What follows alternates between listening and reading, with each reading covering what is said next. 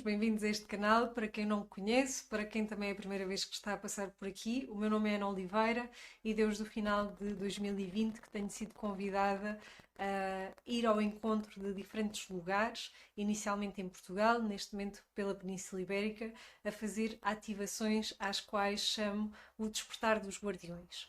Como expliquei no vídeo anterior, este Despertar dos Guardiões tem como objetivo poder despertar a matriz em especial portuguesa, porque foi o país onde eu nasci, é também onde estou a viver, mas como nós não somos só uma coisa, não é?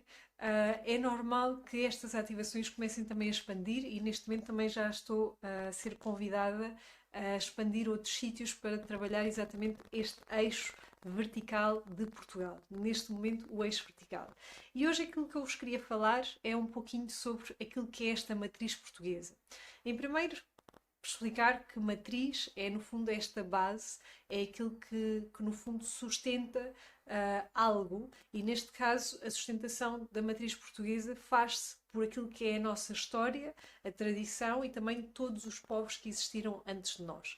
Vocês certamente já ouviram falar do termo lusitano, da alma lusa. Tudo isto são nomes que vêm como uma herança cultural também de também outros povos que já habitaram este território.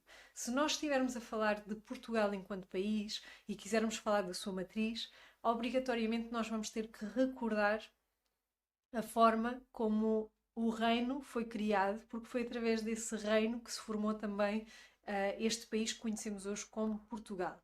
Então, é recordar toda esta história, desde onde de um condado, ou melhor, sim, de um condado que fazia parte do Reino de Espanha, acabou por haver um conflito entre um filho e uma mãe, e através deste conflito nasce então a independência desse condado. E forma-se assim, ou começa aí a semente daquilo que se iria tornar Portugal.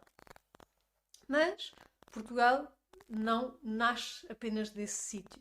Aliás, todo o território e todo o território que nós fomos conquistando, neste caso em direção em especial a sul, é um território que já tinha outras heranças, que já acolheu também outros povos, que acolheu várias tradições, diferentes tradições, porque nestas terras já viveram muitas pessoas, muitos povos e muitas culturas diferentes. Então, o despertar desta matriz é poder reconhecer que tudo aquilo que nós identificamos como português ou como sendo parte de Portugal, na realidade tem toda esta base, se calhar muito mais antiga do que aquilo que nos foi passado na escola, do que aquilo que nos é passado também naquilo que é o nosso dia a dia. Porquê?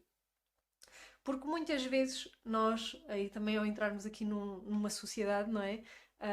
Nós acabamos por ter, e em especial da forma como o nosso ensino é passado, acabamos por ter esta ideia daquilo que somos como um dado adquirido. E muitas vezes, para nós definirmos quem somos, temos que definir com uma palavra ou um nome, não é? Ou uma idade, e esquecemos que mais do que isso, nós também somos muitas coisas, não é? Eu sou Ana Oliveira, sou um corpo físico, mas da mesma forma que sou este corpo físico composto por muitos órgãos e cada um deles eu posso estudá-los por completo ou posso estudar separadamente para ter um aprofundamento muito maior sobre isso. Então, neste trabalho de despertar dos guardiões e despertar a matriz portuguesa, é muito poder reconhecer toda a nossa história. E porquê? Qual é que é a importância de nós reconhecermos toda a nossa história? É que, de facto, a história de Portugal vai muito além daquilo que é a história deste reino. Mas, de todas as partes desta história, nós acabamos por ter peças que nos recordam a nossa missão. E a nossa missão, enquanto pessoas que escolheram nascer em Portugal ou viver em Portugal, vai estar diretamente também ligada com essa missão. E uma das nossas missões é, de facto, poder expandir-nos para aquilo que é a globalização, ou seja, expandir-nos de novo em reconhecimento do todo e dessa unidade, mas também temos como missão deste país podermos fazer uma mistura de sangue. Esta é a informação que eu mais recebo. E porquê a necessidade de misturar o sangue? Porque na realidade, se nós pensarmos naquilo que são as culturas mais antigas e também mais primitivas, as pessoas que se pudessem deslocar ou inclusive estar na zona da Ásia e também em Médio Oriente e quisessem fazer o caminho de adoração ao Sol, estas pessoas iriam caminhar sempre na direção do pôr do Sol. Porquê? Porque o Sol nasce de um lado e vem-se pôr, neste caso, deste lado da costa, em especial portuguesa, mas também parte da costa da Galiza, e todo este caminho os levava a percorrer em peregrinação esta direção. Esta direção era conhecida como a direção da luz, ok? E parte daquilo que é a missão lusitana é também fazer este reconhecimento do caminho da luz, ok? Então, nesta busca do caminho da luz, ao chegarem a todo este território que hoje é Portugal e também parte Espanha, as pessoas encontravam o fim da Terra e, no fundo, também este fim do mundo, deparando-se com todo um oceano que, no fundo, as podia convidar, talvez às mais sagitarianas, talvez aos mais aventureiros, a querer também ir além mar, na busca desse novo mundo e nesse novo horizonte que estava para lá do Sol. Haveria quem acreditasse que para lá do Sol já não existia nada, não é? Porque há o cair do Sol, então há esta ideia de fim do mundo. Porém, havia também pessoas que sabiam ou que sentiam ou que pressentiam que para além do mar existiam também outras terras. Então, para mim é muito curioso porque, inclusive, naquilo que é a nossa bandeira, de todas as bandeiras do mundo, nós somos a única bandeira que tem uma esfera armilar. Esta esfera armilar, para muitos, é uma herança daquilo que foi o papel de Portugal na altura dos descobrimentos, onde esta esfera armilar representa não só uma ferramenta e uma bússola de navegação, como também essa ligação e essa importância dos descobrimentos. Mas relembro que os descobrimentos eram muito mais do que isso. Além, e independentemente da consciência da época, independentemente dos massacres e também dos traumas que se possam ter sido deixados pelo mundo, a verdade é que Portugal, e não sei como é que foram nos outros países que também tiveram esta influência de descobridores, a verdade é que Portugal acabou por cumprir a sua missão. Além de misturar sangue, se vocês repararem, nós deixámos na América do Sul um dos maiores países da América do Sul. E porquê? Porque nós não tínhamos interesse em fragmentar terras, nós tínhamos interesse em unificar, em ser uma força una. Não é à toa também que, se nós viajarmos por Indonésia, pela Índia, por Japão, nós encontramos influências diretas daquilo que foi a passagem de portugueses por essas terras. Inclusive, a mim fascina-me imenso perceber que o Japão tem tanta herança portuguesa. Deus do pão de ló, Deus também a têmpora e tantas outras, inclusive palavras que foram deixadas aí e que ainda hoje são utilizadas e que já são também a identidade desse país, mas que foram trazidas por nós.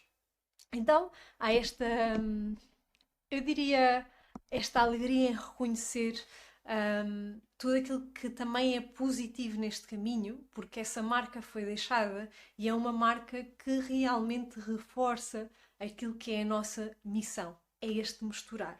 E voltando à esfera armilar, a esfera armilar deste sentido mais intuitivo, deste lado até mais místico, diria, tem uma importância muito grande. Uma esfera armilar, vocês certamente se lembram da escola primária, e se não, basta olhar para uma bandeira portuguesa. A esfera armilar é uma esfera composta por vários eixos verticais e horizontais que representa, neste caso, o planeta Terra. Mas ao mesmo tempo que representa o planeta Terra, ela também é a forma básica de um campo toroidal. O campo toroidal é exatamente este eixo central que à sua volta espalha em igual medida toda a energia que está à sua volta. Além disto, deste campo de expansão, que é a forma também como o universo é gerado, através de um ponto positivo e de um ponto negativo, aquilo que acontece é que há uma faixa a circundar, mais ou menos na diagonal, toda esta esfera.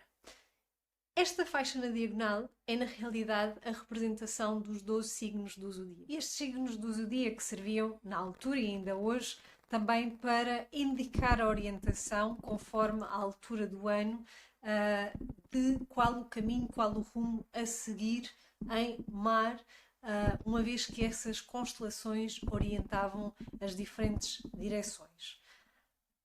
Estes signos e também estas linhas, elas acabaram por criar arquétipos que hoje nós conhecemos muito ligados à astrologia e também a formas de ler e interpretar estes signos, mas na realidade estes arquétipos, que são 12, representam na sua antiguidade arquétipos de 12 famílias, das 12 linhagens que no fundo geram as 12 positivas, as 12 negativas, formando assim os grupos de 24.